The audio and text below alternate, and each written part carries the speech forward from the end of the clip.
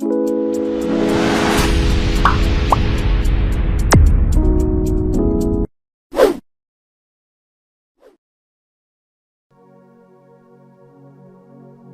बरलान देते राजा गणेश देवा जी की मूर्ति पूजा करहूं।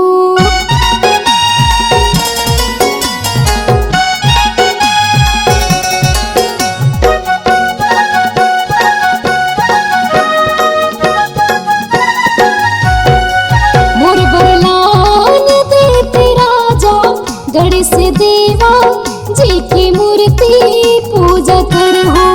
मोरे बरलान देते राजा गणेश देवा जी की मूर्ति पूजा करहूं। पड़ोसिन दीदी मन लाने हावे पड़ोसिन दीदी मन लाने हावे हम मन लाके मढ़ाते न जी।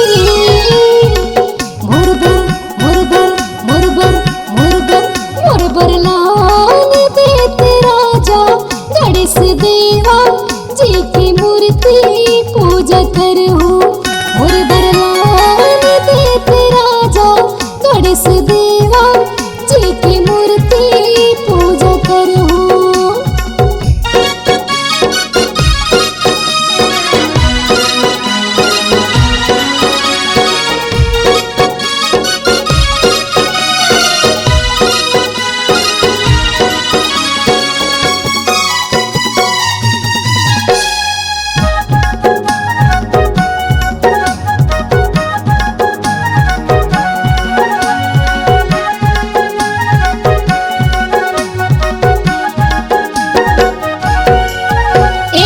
जगह जगह माढ़े गणेश सब सेवा करत है नागा।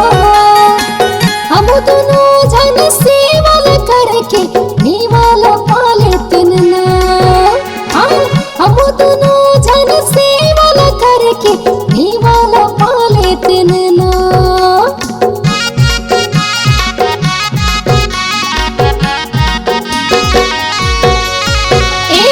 जगह जगह माढ़े गणेश सब सेवा करत है नागा। हम दोनों जन सेवा करके निवाला पाले तिनना। हम दोनों जन सेवा करके निवाला पाले तिनना। बड़ा कंजूस हंस मोर बयायो बड़ा कंजूस हंस मोर बयायो देवता धामी बरगल करवाए हंस। मोर बरलान देते राजा गणेश देवा जी की मूर्ति पूजा करहूं।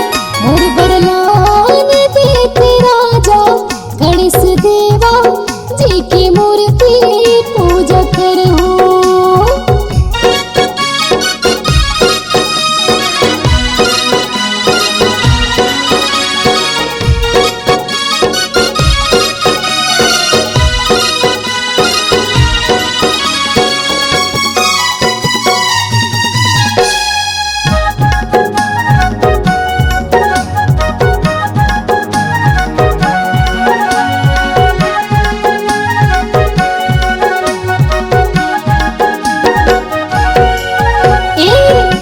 चढ़ाते न अगरबत्ती जलातिन घी के दिया जलातिन नागा। लड्डू के वाला भोग लगा के बेल पतिया चढ़ातिन नागा। लड्डू के वाला भोग लगा के बेल पतिया चढ़ातिन नागा।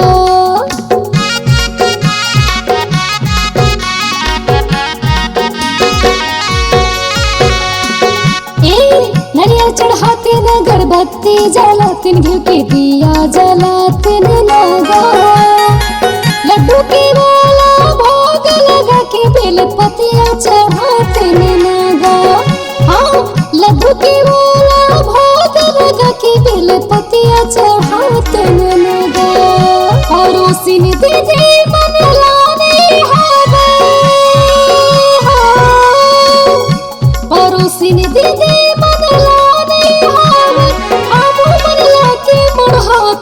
जी। तोर बरलान देहु रानी गणेश देवा जी के मूर्ति पूजा करबो। तोर बरलान देहु रानी गणेश देवा जी के मूर्ति पूजा करबो। और बरलान देते राजा गणेश देवा जी की मूर्ति पूजा करहो। तोर बरलान देहु रानी गणेश देवा जी के मूर्ति पूजा करबो। मोर बरलान देते राजा गणेश देवा जी की मूर्ति पूजा करहो। तोर बरलान देहु रानी गणेश देवा जी के मूर्ति